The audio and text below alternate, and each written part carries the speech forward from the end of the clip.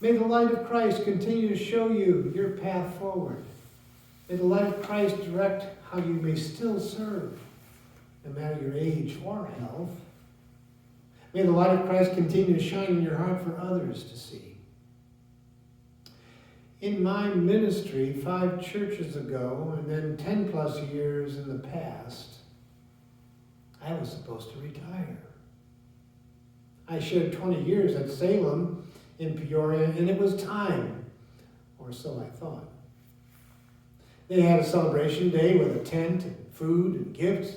Families and friends and congregational members gathered to share and smile and say, "Well done, good and faithful servant." At least that was my vision of what happened. Now, understand this sermon has nothing to do with me, but it was a thought. For we have all traveled the pathways of getting to some kind of conclusion and opening to what we hope will be our next chapter, whatever that may be.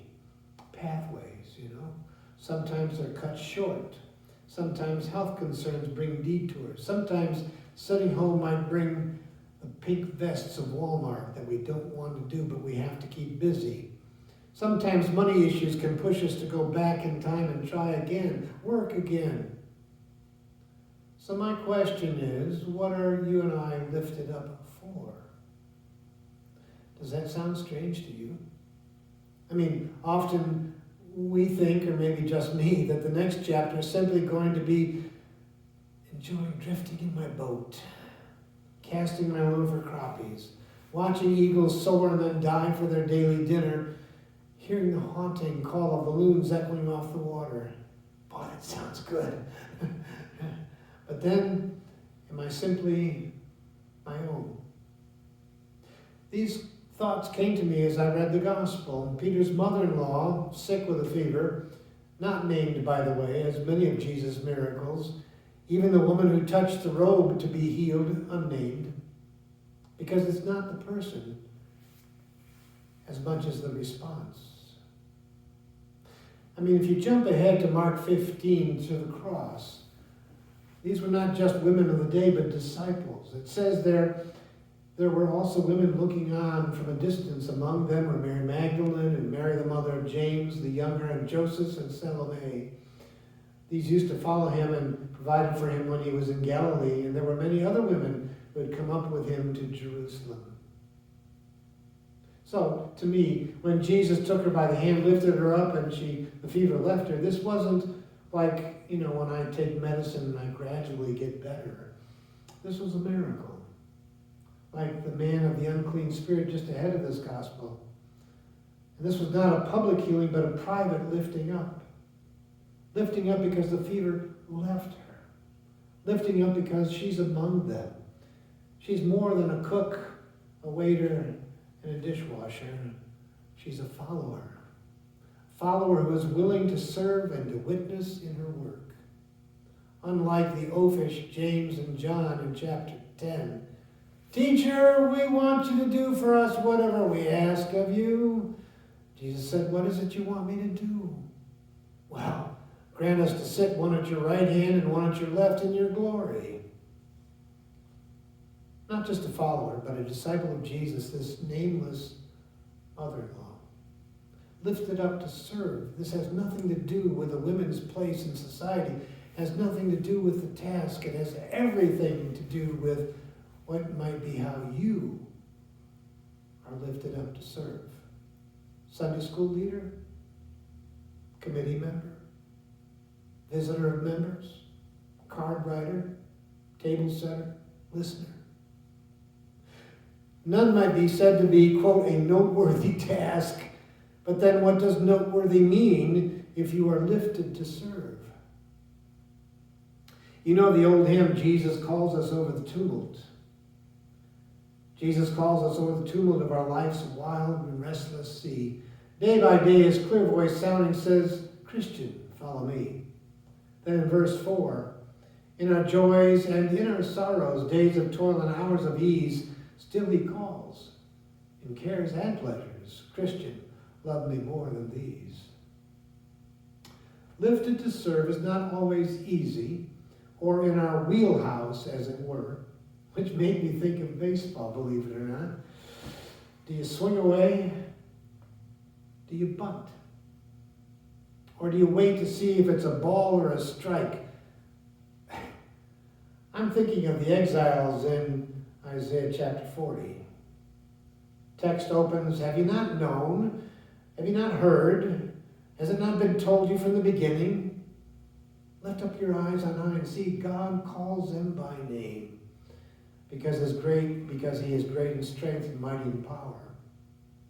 Maybe the exiles are just going to hold back from swinging to see what God may do.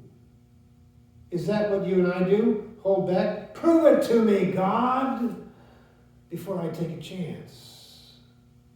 Before I step out and continue, even when I thought I was retired. Even when I thought my age or health should be enough. The end of Isaiah says, haven't you known, haven't you heard?